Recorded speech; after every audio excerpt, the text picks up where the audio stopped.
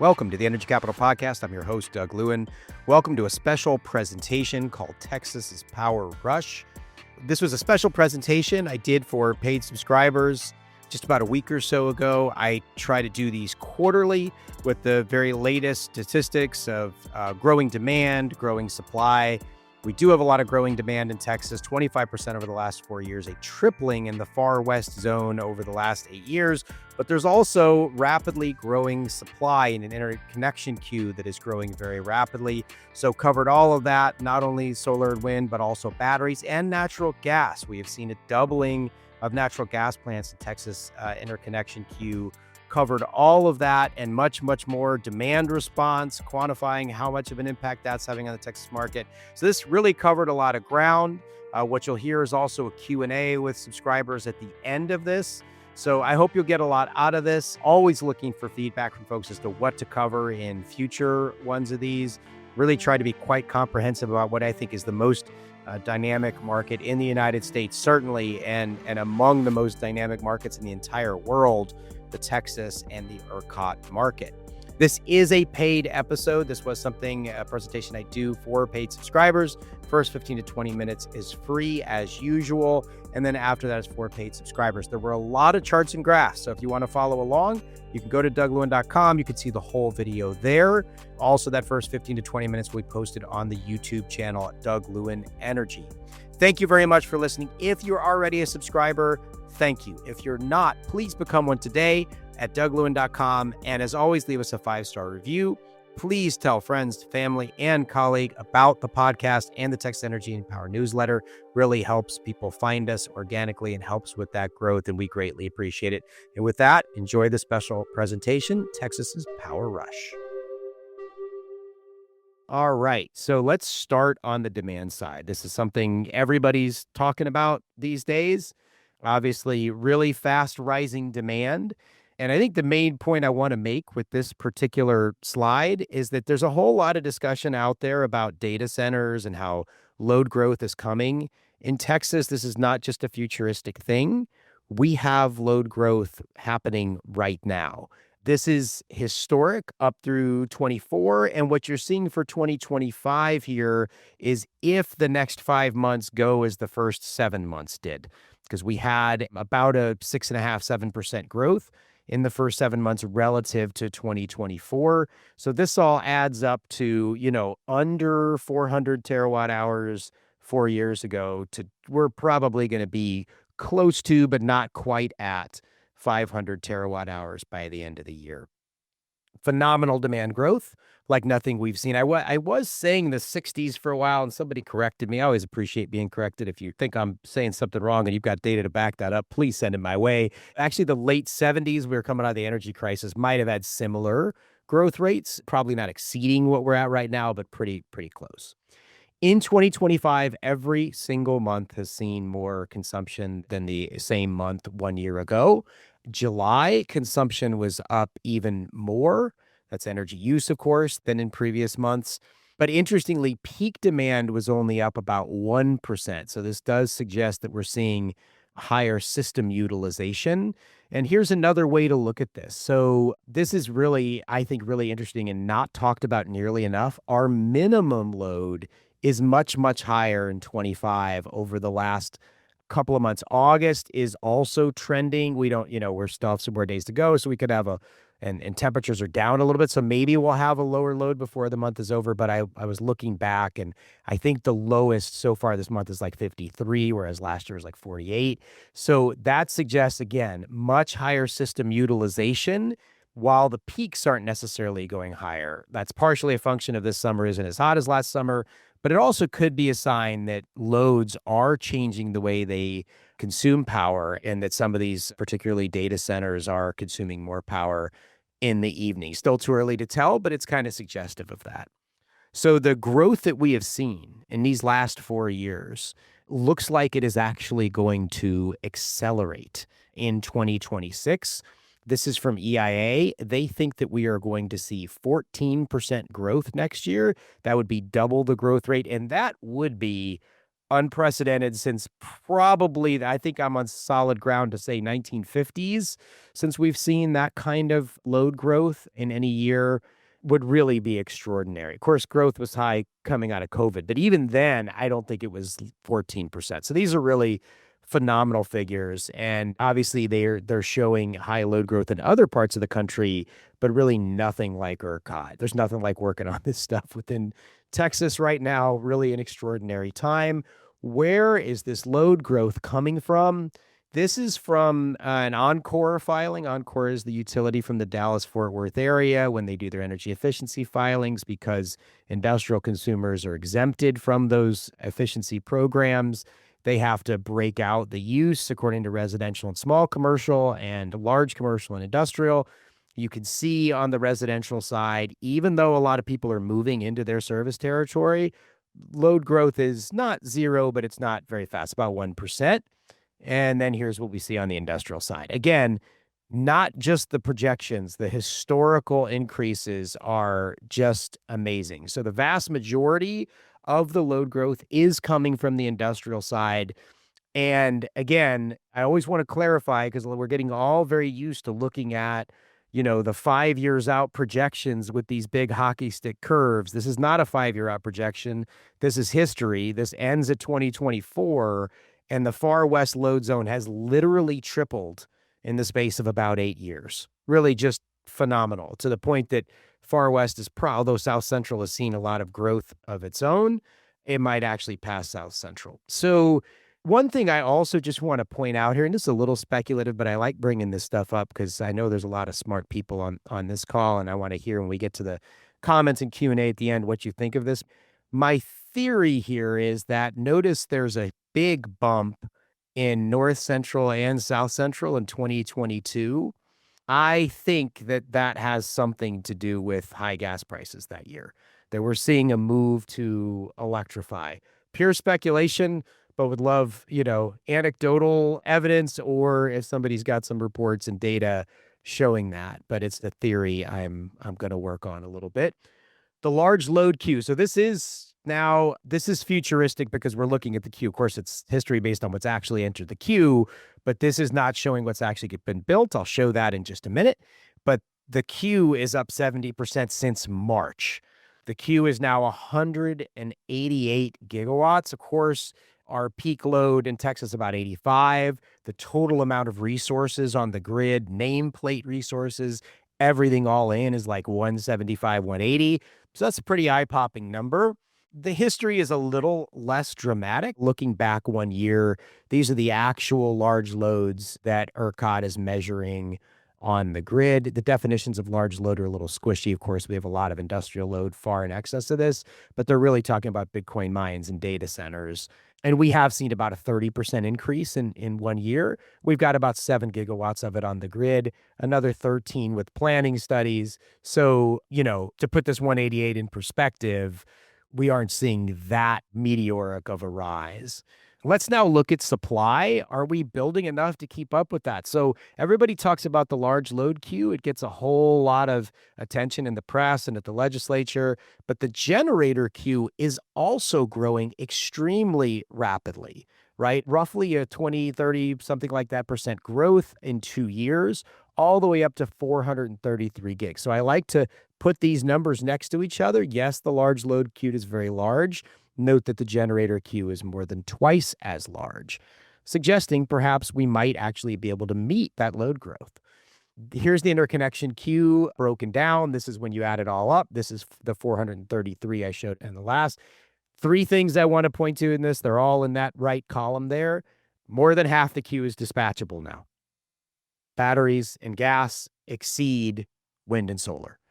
There are now more batteries in the queue than solar. Kind of a fascinating change that has occurred over the last 12 months, 181 to 163. And notice that while in 2025, solar still exceeds battery, look at the purple line, 2026 batteries far in excess of solar. And that even accelerates in the next several years in 27 and 28.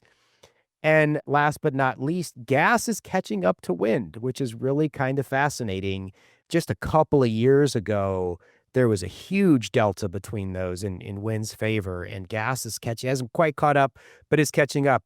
And here's a look at the gas queue. This is a story that I don't think is talked about nearly enough. There's this whole line that like, oh, the ERCOT market isn't working. It's not incentivizing resources to come in. Some of this, of course, is Texas Energy Fund, but Texas Energy Fund is 10 gigawatts. The increase here is 24 gigawatts in the space of 1 year. That's that's a huge increase in the gas queue. Pretty striking. But there's only so many gas turbines available. So this was a slide that Dwarkesh, the podcaster, had on his podcast with Casey Hanmer when they were talking about solar and AI. It was a great discussion. Highly recommended. Obviously didn't agree with everything they said, but really interesting. I learned a lot from it. And I hadn't seen this one before. Perhaps some of you have seen this before, but it was my first time to see this graphically like this. This is gas turbine additions over the last 40 years. And here's, right, the wave of restructuring that happened, right? Texas had restructuring in 99, Senate Bill 7, huge build out of gas here in America. The light green is showing US, but you're seeing a global view too. And here's where we are at 2025, well below the peak of 2003. Sorry, did I get that wrong? This one's 2025, I think. Yes. And now you're seeing like just a huge increase, like a 50% increase in the projected amount of manufacturing of turbines. So a lot of times people say, oh, this gas turbine crisis isn't that big a deal. Manufacturers will just ramp up. Sure, they'll ramp up to produce 120 to 140 gigawatts for the entire planet. Right. So if we're looking at 188 gigs in the large load interconnection queue, ERCOT projecting a 50 gig increase, and the entire United States getting something like 20 gigawatts, right, per year if that ramp up is met. So there is going to be a major constraint on gas turbines. And we're seeing this more and more deals at $2,500 a kilowatt with delivery in 2029 or 2030. And that $2,500 kilowatt, literally two and a half times the amount a turbine was 3 years ago. And that's not the only sort of headwind for gas. The price of gas, obviously, this is so obvious, I hesitate to say it, but I think it's important just to make sure we're all on the same page. Solar and wind, right? Once you build it, there's capital costs, but once you build it, the fuel costs are not there. Of course, there are fuel costs for gas, and the price of gas the last 2 years has been very, very low. Big bump up in 2022, which is what I was talking about earlier, with probably a surge in electrification. But here, really low prices in 23 and 24, higher this year, sitting somewhere right around 3. And this is the short-term energy outlook from the Energy Information Administration, which just came out a week or two ago. And they're projecting, somewhere in a $4 to $5 range next year. And so that is another major headwind for gas turbines. So there are some being built. There will be more built, but there's only so many available, and the cost to run them, not only the capital cost to build them, but the cost to run them will be pretty high. And that's why we're seeing this, right? That is why we're seeing this. This is why we're seeing more of the combustion turbines built, because they're low capacity factors. So that price of gas impacts them, but they're only going to run at times of very high demand, high prices, not necessarily high demand, actually, because if there's a lot of solar, but of high prices of scarcity. This is in a presentation that was made today at the Supply Analysis Working Group at ERCOT. I've seen various forms of it, but haven't seen one quite this clear. Appreciate that ERCOT produced this. Really, picture's worth 1,000 words. I don't think I need to say too much about this one. Just meteoric rise of solar and storage, obviously coming through very, very clearly on there. This is also from that Dwarkesh podcast and for the conversation with Casey Hanmer. And as I put in the reading and podcast picks that I put out Sunday, quoting Dwarkesh, he asked Casey, so the acceleration is accelerating? And Casey said, yes, it is. The learning rate for solar was significant over the last 40 years, but when you actually plot it separately over the last 20 years, it's actually even more extreme. This is the reduction in, if I'm understanding this right, which I think I am, the reduction in cost with every doubling of deployment is 44%. Really just an astounding learning rate for solar, and the reason why we are seeing these just wild numbers from all over the world, from China to Pakistan to Latin America to the US, really, really kind of everywhere. Let's talk about Texas. I should have labeled this better, but this is Texas generation. This is through July. We're at about 38 terawatt hours compared to about 26 last year. So just about a 50% increase, just a smidge below if it's like 47% increase year over year in solar production. This is showing just the change from year to year, just the increase, right? So we're up to 38, 12 additional terawatt hours through the first 7 months, 3 additional terawatt hours of wind. The entire increase in Texas consumption this year is about 17 terawatt hours. That is almost entirely met by solar and wind. And then when you consider that storage charging has accounted for an additional 2 terawatt hours this year, basically 100% of new demand is being served by solar and wind. This is showing the wholesale storage charging with WSL, which is wholesale storage load. Last year through the first 7 months, about a terawatt hour. This year, about 3. So that's what the 2 is showing here. So 100% of new demand being served by new incremental renewable power.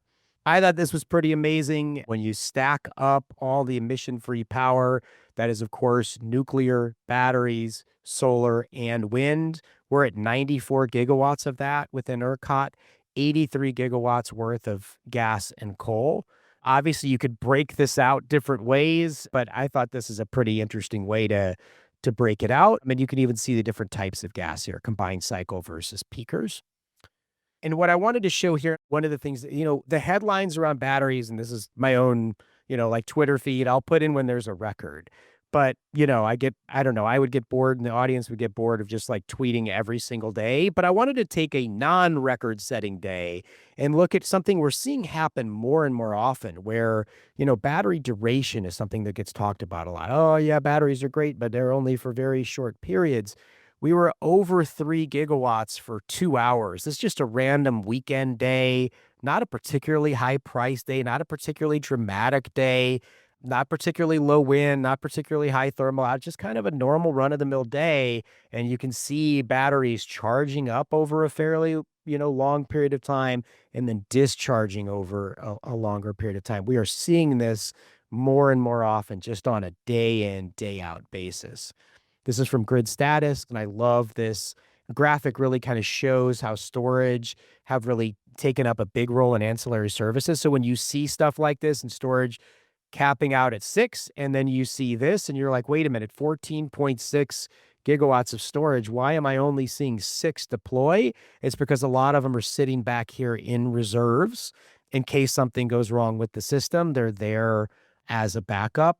And here you can see they are almost 100% now of responsive reserves, reg up, reg down, but also ECRS, the ERCOT Contingency Reserve Service, which is a longer deployment of a couple of hours. Storage is really taking over there as well in providing those important backups. And here you can just kind of see where we're at with 14.6 already deployed, but another 3 gigawatts with interconnection signed, financial security posted, a whole lot more on the way in 2026, going back to that interconnection queue graphic that I showed before.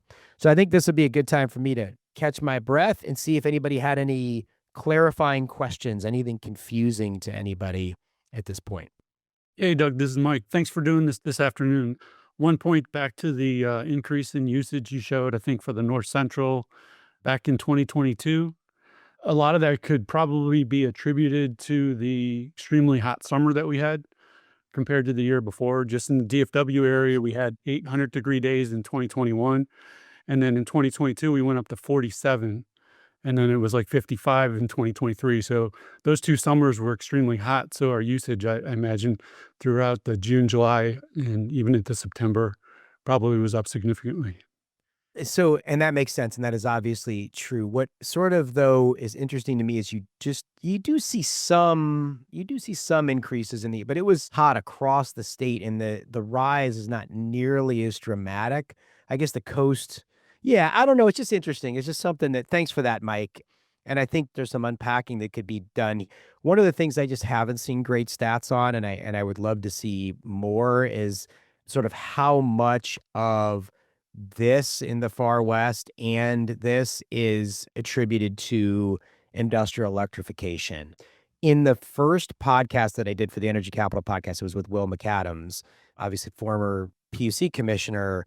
And when I asked him about like things they had learned out of Winter Storm Uri, he said we were really kind of surprised at how much electrification of industrial loads had already occurred. And you can kind of see that in the far west here. And what I'm wondering is if that's some of what's showing up here.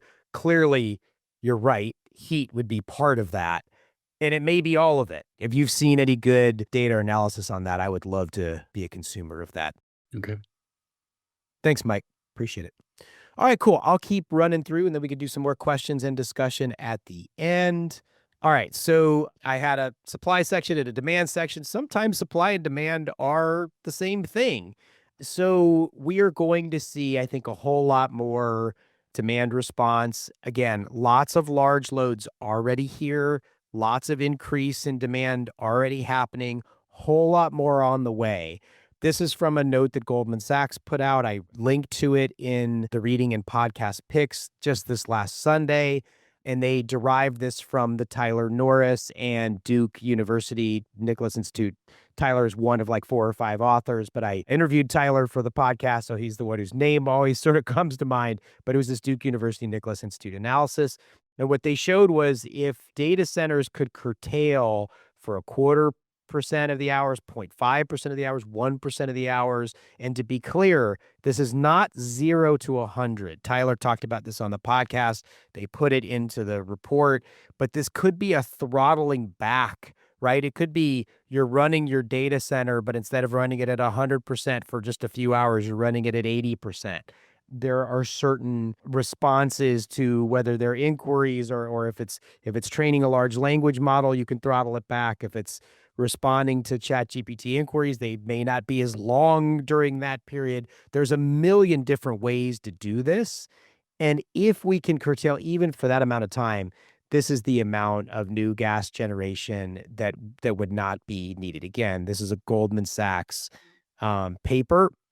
Now, the other thing is there are opportunities not just at the data centers themselves, but on the demand side. These are some ERCOT slides from their annual demand response report that show last year what they looked at as the 4CP avoidance. Now, 4CP is likely going to be changed. We could talk about that some in the discussion section if you want. But what this shows is the potential for demand response is quite large, and that they're seeing, 4,000 to 5,000 megawatts of reduction.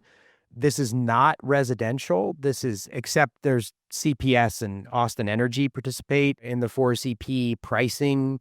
So there's some residential and small commercial in here, but not a lot. Most of this is large commercial, and we're seeing 4 and 5 gigawatt reductions. I thought I had replaced this with a clearer one. Sorry, it's a little grainy. Okay, so first of all, September 6th. This is the day when we had the only declared emergency in ERCOT since Winter Storm Uri. There were 18,000 customers, easy IDs and ERCOT parlance that were enrolled in demand response programs. They called it, they had this huge reduction in use, and that reduction happened at about 4 or 5. The energy emergency was later. It was here around 6 or 7. The next day on September 7th, they waited to call until we got after 6 o'clock into the 7 o'clock hour. And that's when the reduction happened. And you can actually see the baseline for those customers versus what they actually used. Very importantly here, they are seeing a snapback effect, right? More use afterwards, right? You see that again on the September 6th. So they were actually, unfortunately, like increasing use during the worst time. And I would just say we're chalking this up to learning. We need to do this better, right? One of the things we don't see, and this was 2023, so there wasn't as much solar, but if you take this kind of a day in 2026, 27, when we have more solar, we should be actually increasing the baseline here. That blue line should be above the red when we're pre-cooling. so that then we can actually use less through this whole period. We cannot have that snapback once the sun is down. We really need to mitigate that. And you can see they pushed the demand response event into later hours. So I bring this up because I think there is huge amount of potential here, not just from the data centers themselves, but from load on the residential side. And this does three different things. It increases grid reliability, reduces the likelihood that we're going to be an outage because we don't have enough supply to meet demand. It helps those residential customers because if we're doing this right, it pays them, it values that reduction, and it frees up more headroom on the system for more economic development, more large loads to come into the state. We will talk more about this, I'm sure, in the discussion. This is the last section. Well, there's actually one small section at the end of this that's related to this, but this is basically the last section here. Why are our bills going up? I get this. It's probably the most common comment that I get on LinkedIn or on Twitter is like, you keep saying renewables are reducing energy. Why are my bills going up? And some people ask it out of not a good place. I think most people are asking it honestly. They're confused by this.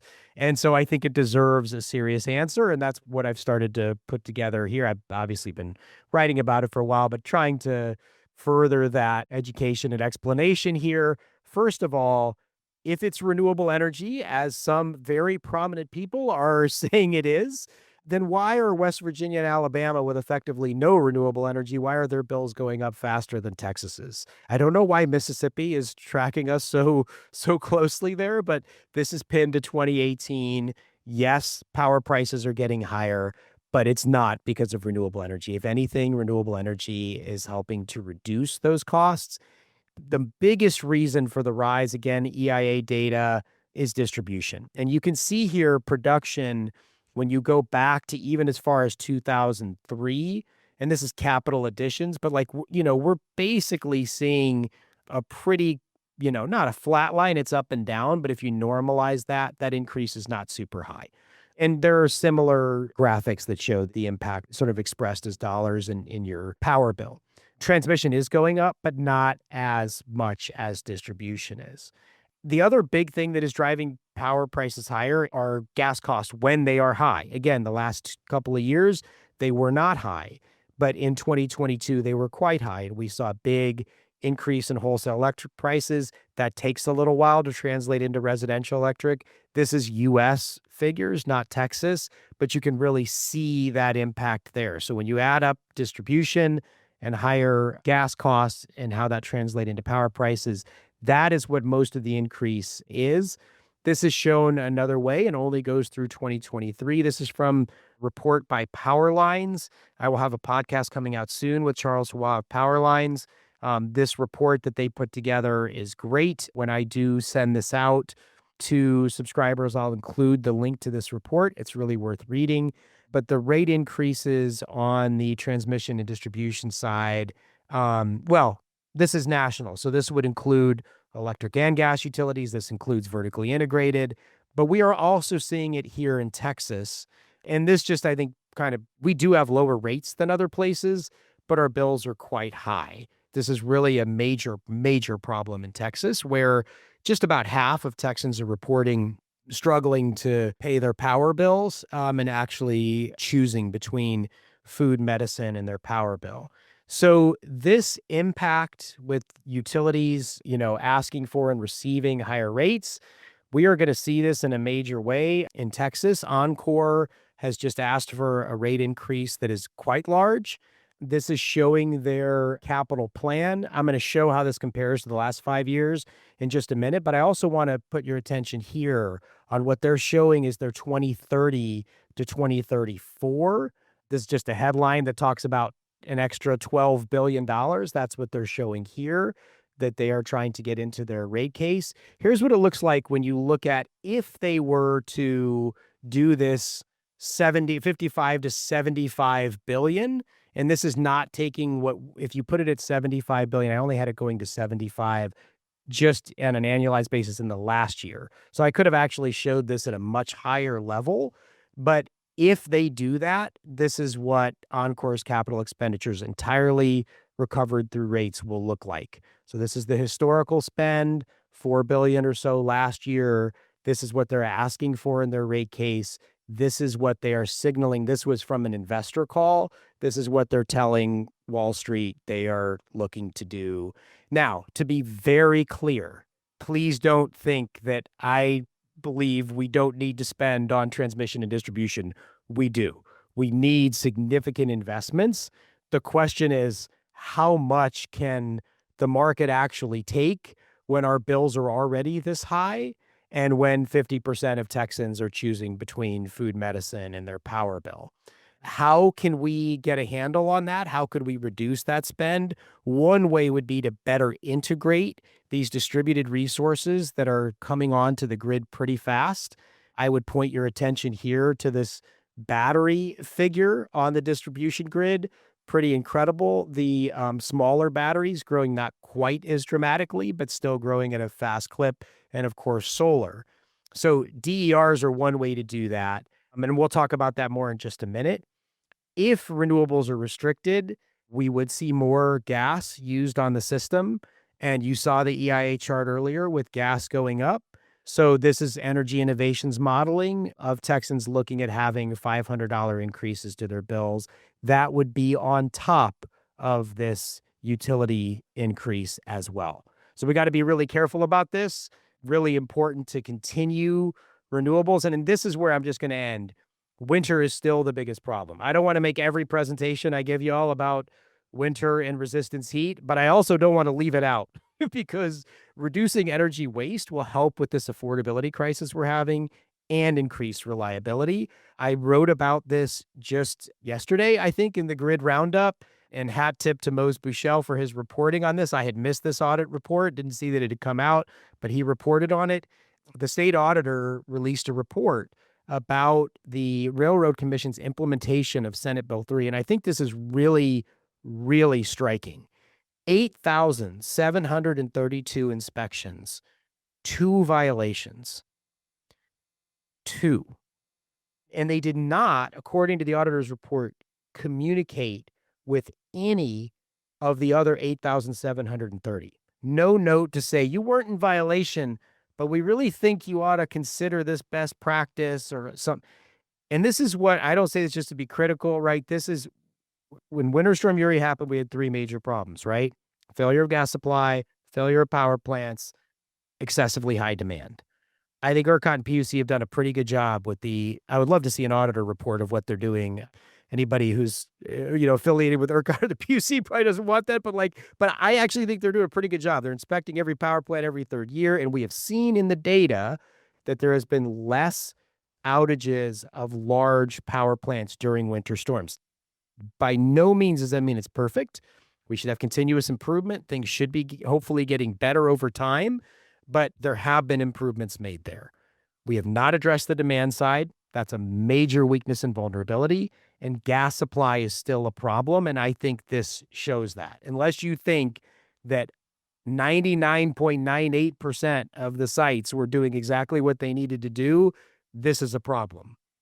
The Railroad Commission wrote back to the auditor, and it's included in the report. You can see their response. They included this graph, and they said, look, we've gotten better because during Winter Storm Uri, we were all the way down to, 19 billion cubic feet. During these other winter storms, we were at 25. I think I did not include the graph that shows the different winter storms, but Uri was an average of 6 degrees for 9 days. Well, the average of 6 didn't last 9 days, but it was a 9-day winter cold snap, especially in the Permian, with an average statewide low at the peak of that storm at 6 degrees Fahrenheit. These other storms, none of them got below a 13-degree average. These were not the same storms. They weren't even close. And they say that Elliott was comparable. It's not comparable. It's just not. It wasn't Winter Storm Uri. Here's the thing they left out, but I have helpfully included, is what is the average sort of a normal day production of gas in Texas? And it's like 33. So you could see, yes, these weren't as bad as Uri, but these storms weren't as bad as Uri, and output was still way down. This means that winter is still a major vulnerability for us. What can we do to mitigate against that vulnerability? There's 3 million homes in Texas with resistance heat. About 1.5 million of those are apartments. They are using this from an Aurora report. Highly recommend you check this out, specifically on energy efficiency, and shows that moving from resistance heat to a heat pump can cut the use per home in half by 4 to 5 kW per home. This is one of those things that is just it is so obvious, and it is so frustrating that we haven't made any progress on this, because there are very few things you can do that will both increase reliability and lower people's bills. And this is one of those things. It does both. And not only does it just do them, it's if you're ranking the things that would reduce the risk of a wintertime outage, outside of weatherizing the entire gas supply system, which, let's face it, the Railroad Commission and the industry are just not going to do. I don't want to give up on it. We should keep pushing, but it's not a realistic thing to go after. We should be able to do this. We are manufacturing heat pumps right here in the state of Texas at what is one of the largest manufacturing facilities in the United States, Daikin, right outside of Houston. Like, we should be doing this in a major, major way. So if we want to try to mitigate these bill increases that are coming from utility rate increases, if we want to address this problem and also make ourselves safer and have a more reliable grid, there's a path to do that has still not been taken up. And with that, I'm going to stop, and I am happy to hear your comments, your questions, whatever it is you'd like to talk about today. Doug, there's a comment in the chat, if you can see that. Yeah. Any slides showing the history of residential small commercial rates versus industrial rates over the last 10 years? I do have that somewhere, and it is over the last, I don't know if I have it over the last 10 years, over the last 3 to 4 years. And these aren't necessarily rates. This would be the actual rate that customers are paying, not necessarily the regulated part of the bill, though the regulated part of the bill is driving it. The cost to residential customers is up somewhere on the order of 20 to 25%. This was as of 24. They might actually be down a little bit this year. Whereas industrial rates have pretty much gone sideways. So like a 2% increase. Inflation adjusted, that would actually be a decrease in industrial rates over the last couple of years. Yes, industrial rates are quite low compared to residential, Mike. That's exactly right. Let's go to Larry and then Seth. Yeah, thanks, Doug. That chart that you had that showed the ERCOT additions in the different energy types, solar, wind, batteries over the next 4 or 5 years.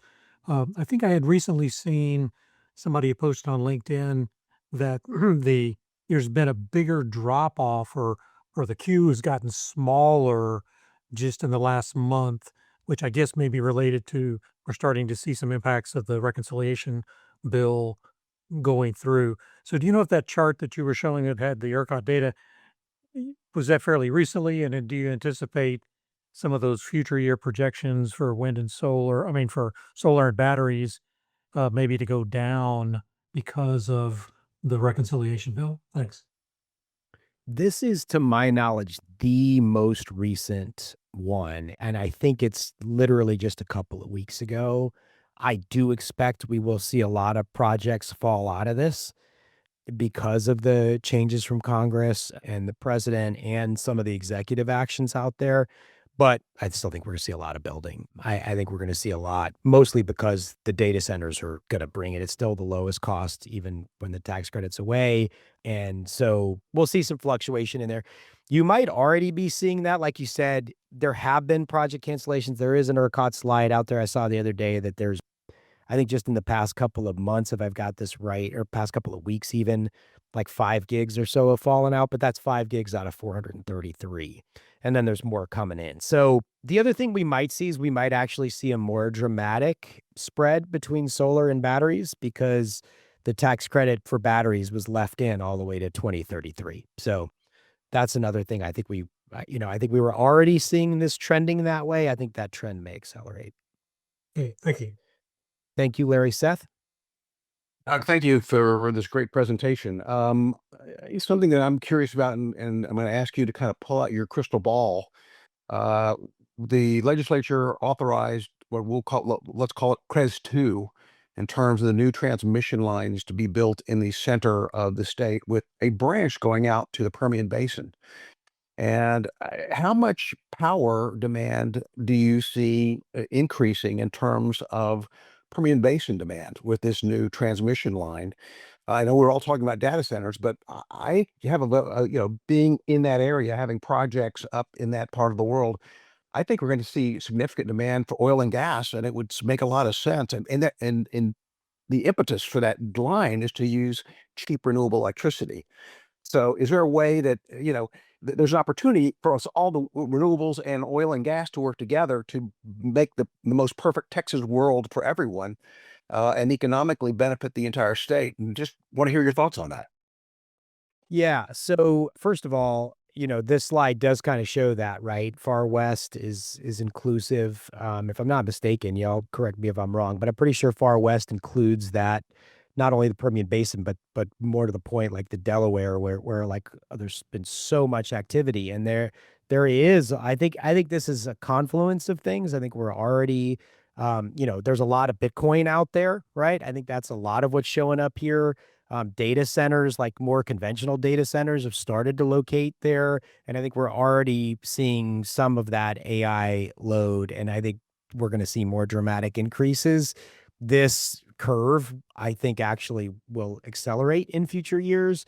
So, yeah, I mean, and yeah, there's the oil and gas electrification happening too, like you said. So, look, I think the build out of extra high voltage 765 kilovolt lines into the Permian Basin was championed by the oil and gas industry, right? I mean, the PBPA with the Permian Basin Producers, or I think it's the Producer Association, was very active in working to get House Bill 5066 passed, which then led to the studies that led to the build out of that. So, I think I do not call it CREZ 2. I think it's quite different than CREZ because, I think you're going to see a lot of different power sources put on here. And of course, with CREZ, it was open to whatever in the past. But this one, unlike then, is really being driven by the oil and gas industry and their desire to electrify mostly, maybe not entirely, because I don't want to paint with too broad a brush or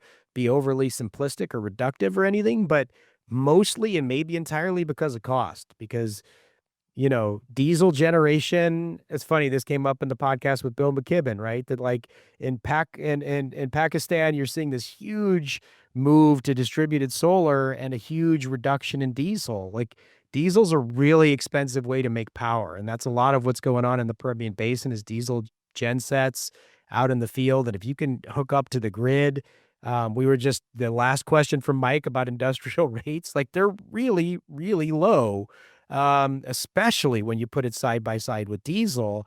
And in a world where OPEC Plus is turning on the spigot and price of West Texas Intermediate is down to $60 and the break even, according to the Fed Reserve study, is 63, like anything you can do to reduce the cost of producing a barrel of oil is important for that industry. So this is another area where the administration's push to really limit renewables is I think going to bite one of their favored industries if they're not careful. And they don't seem to be very careful. Yeah. Thanks for the question, Seth. Did that answer your question? Anything No, else you related to that? No, you hit the nail on the head, and I really appreciate it. Thank you. Sure thing. Any other questions, thoughts? Hey, Doug, Mike again. What have you been seeing as far as curtailment due to lack of transmission for wind and solar coming out of the West towards the population centers? I know a couple of years ago, even though we had more solar and wind available, we had to clip it off at like 30 gigawatts, 32 gigawatts a day. You would see the projection, you would never meet the projection from the day ahead because there was too much on the line and we just couldn't get it where it needed to go. I imagine we increased capacity somewhat, but are you still seeing that today? Because I think the renewable record is up to what, 41 or 42 gigawatts in total between the two, solar and wind. Are we still Yeah, running into transmission problems?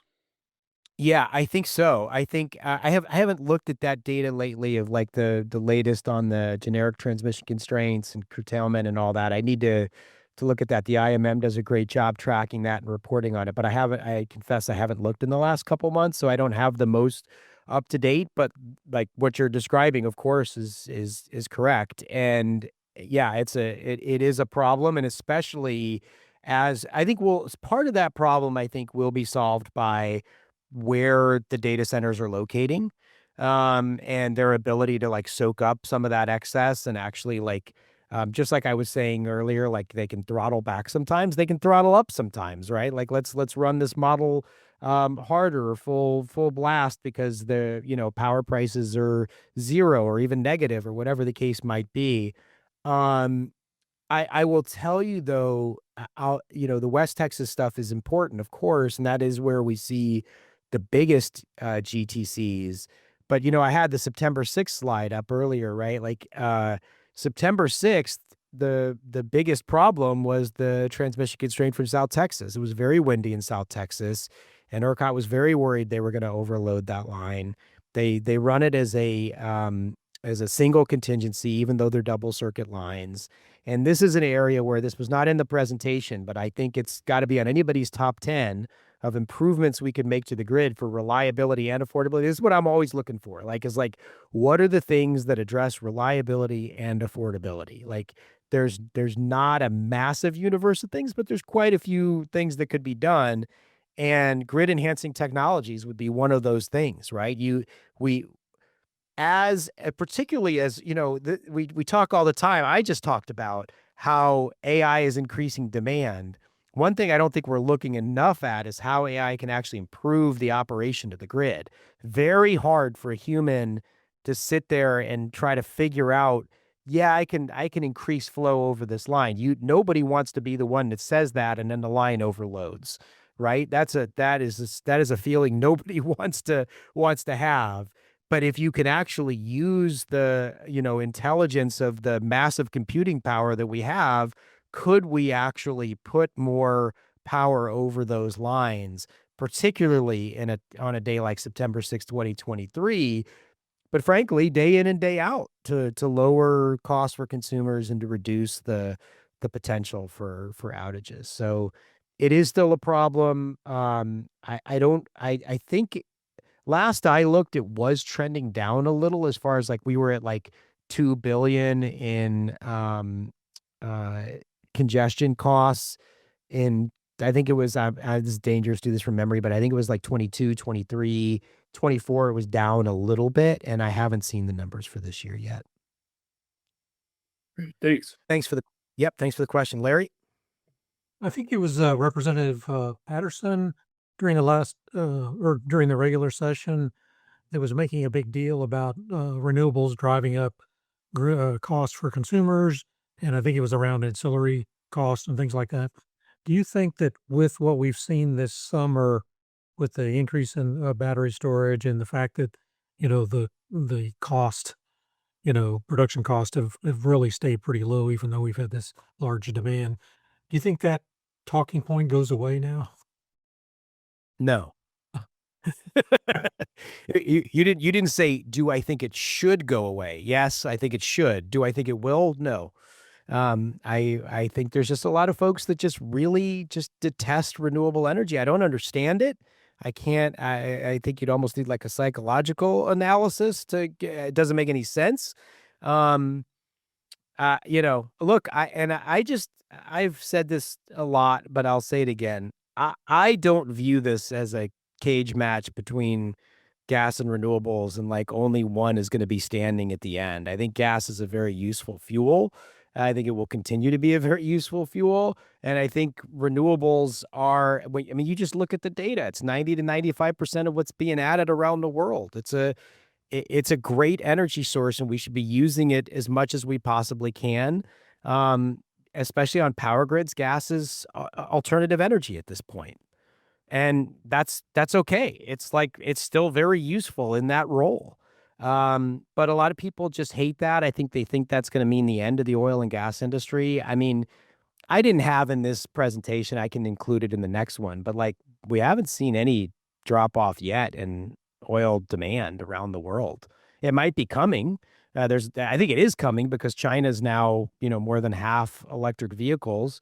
But like we're still at 100 million barrels a day. Like this threat that a lot of them feel, I think, is overdone. And again, if you talk to a lot of the folks in the industry, not only not feel threatened by it, they're trying to power their fracking operations with renewable power. It's like, I don't know. No, I don't think that talking point's going away. I don't think it's, not only do I not think it's backed up by data, it is absolutely not backed up by data.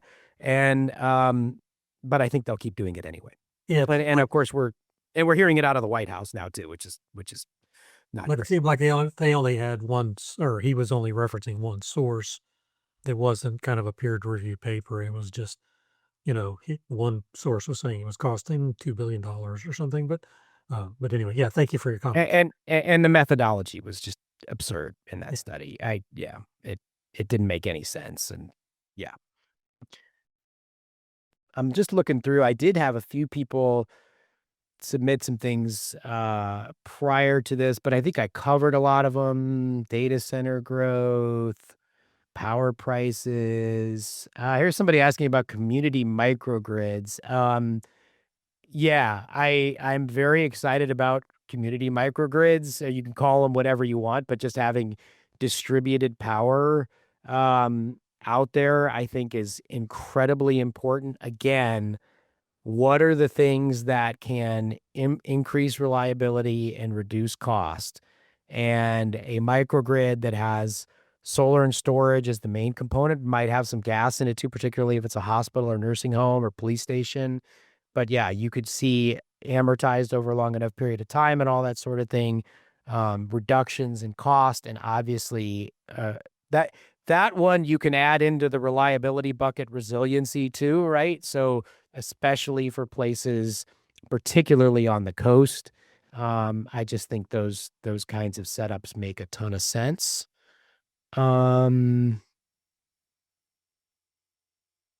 Just looking to see if there's anything else. Oh, somebody was asking about the Texas Energy Fund and why it was struggling to get more gas onto the grid. I showed the interconnection queue. I mean, I do think we're going to see an increase in gas resources on the grid over the next few years. And I think ultimately the Texas Energy Fund will bring some of those on.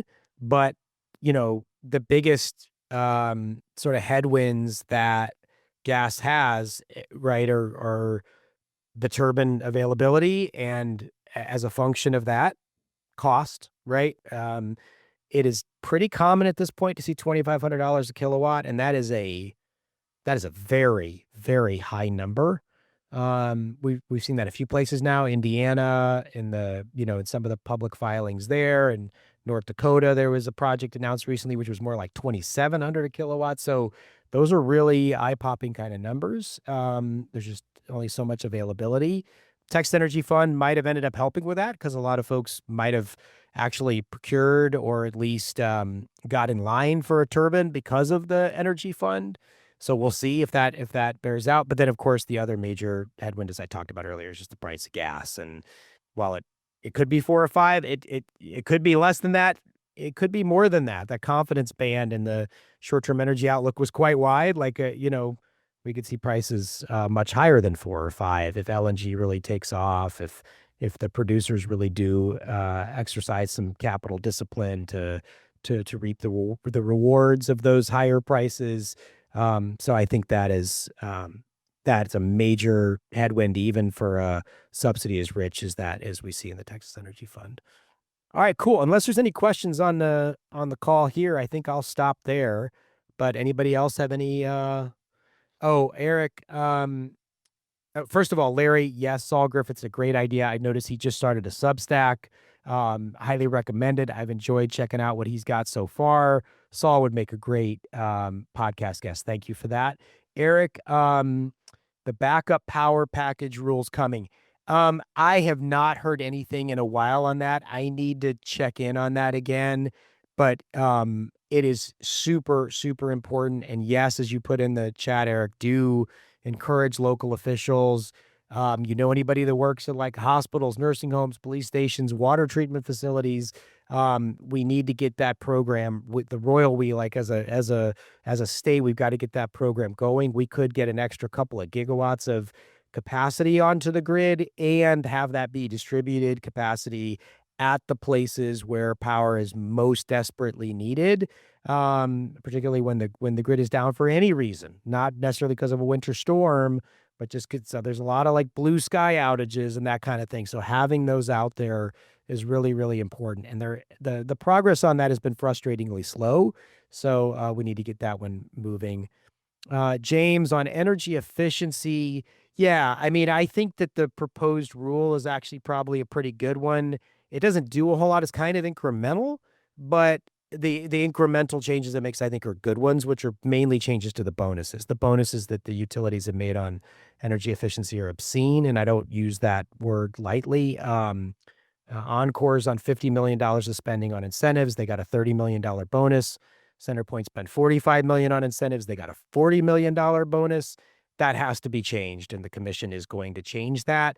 They put in the sort of preamble to the proposed rule that they are going to take up a wider review of energy efficiency in 26. I think that is desperately needed, and you will see me write about that in the newsletter quite a bit. Okay, everybody was waiting till the last minute with their questions. I'll keep going. I told you I'd go a little past 3:30. I appreciate y'all, and happy to keep talking. What is happening with 4CP? Wow, you ask such a simple question here, Flynn. 4CP is going to change. How it's going to change, I don't know, but I am pretty confident it is going to change. The IMM has recommended it for 11 years. Commission staff finally weighed in last year saying it needs to change. There is a big cost shift from industrial to residential customers from 4CP. However, this is going to be a process. It cannot be changed quickly because we could have problems on the grid from that in the summertime. And let me clarify, because I know that's probably a lot of people are like, well, that's confusing because you keep saying we're getting all the solar and daytime's not going to be a problem anymore. I talk to my friends at the transmission and distribution utilities a lot. I will criticize them from time to time when I think they deserve it, but I also try to learn from them. And what a friend there explained to me once was that the 4CP is not just about the bulk power grid, right? You have to think about the distribution grid too. And on days when we may have plenty of solar power and wholesale power prices are $20, and this will seem obvious to many of you on the call. I didn't quite realize it till I had this conversation. I didn't think about it in these terms. On those days, you're getting peak load on the distribution system, which it's sized to handle, but then you're also getting that wear and tear from the heat itself, right? The heat is not just a menace to us and our bodies and our pets and our plants, and it's a menace to the infrastructure as well. So it's already, that infrastructure is under great stress from the heat, and now you're flowing a lot more power through there. If you take away 4CP, now there's another 5 gigawatts flowing through, and we could start to see increased distribution outages during heat waves, which nobody wants. So I think the commission has to tread very lightly here. There's also major cost implications, right? While there's a cost shift to residential, we want to be careful and not just willy-nilly like increase the cost of large commercial and industrial facilities, because while data centers have a high willingness to pay, we do have, we've got steel mills in the state, right? We have semiconductor plants in the state, refineries, et cetera, that like, if you start to really increase their costs, there could be severe knock-on economic, second order, sort of third order effects that I think the commission's got to be very careful and think through. All of that having been said, it's going to change. I think the change they're going to make is going to be over a period of years and not very quickly.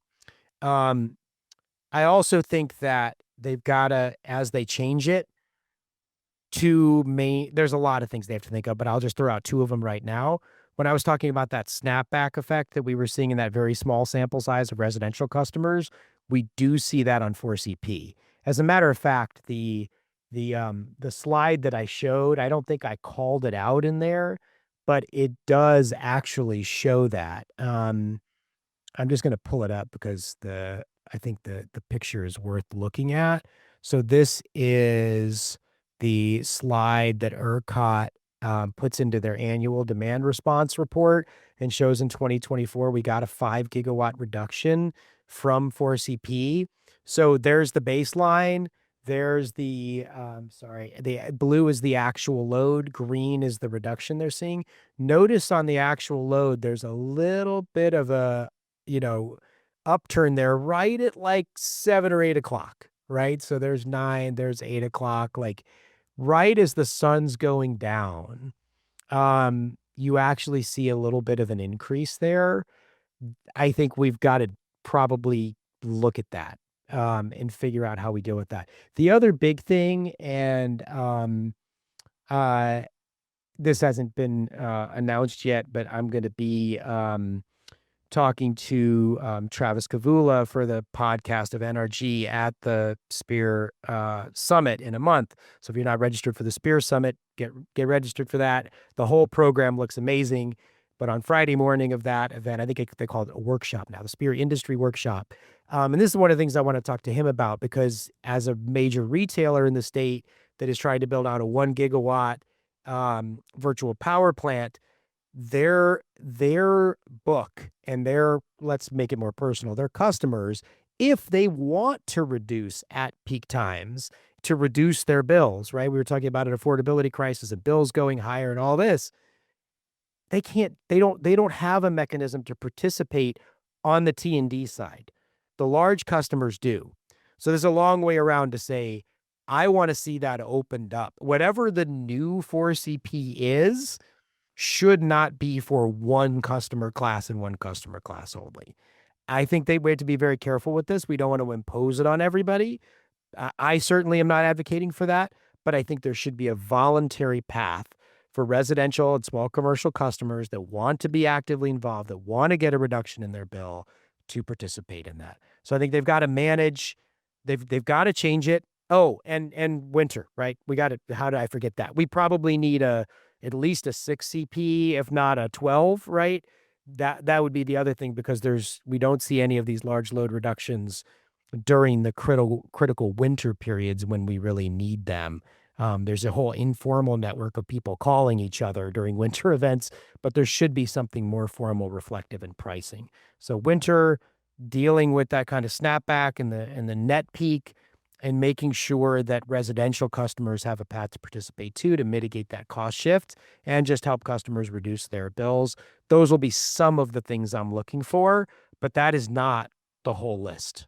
But I won't go on any further, but like that is going to be a really, really interesting one. And I think one last thing on this, the commission opened 5 dockets to deal with Senate Bill 6.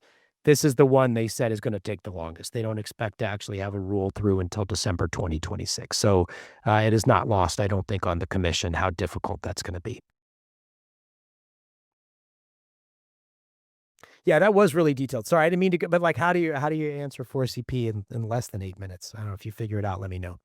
All right, cool. Anybody else? Cool. Thanks for all the questions. Thanks for your attention. Send me a note afterwards if there's things in future presentations you'd like me to cover. I love your feedback. Definitely want to make these as relevant as possible. And with that, I hope everybody has a great weekend, and thanks again for tuning in.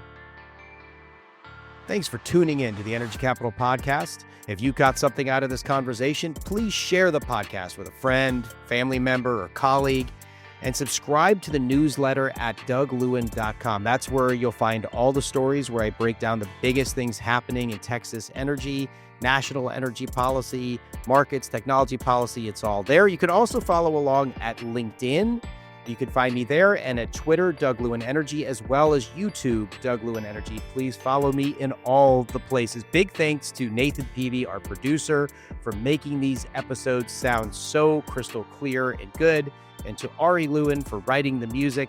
Until next time, please stay curious and stay engaged. Let's keep building a better energy future. Thanks for listening.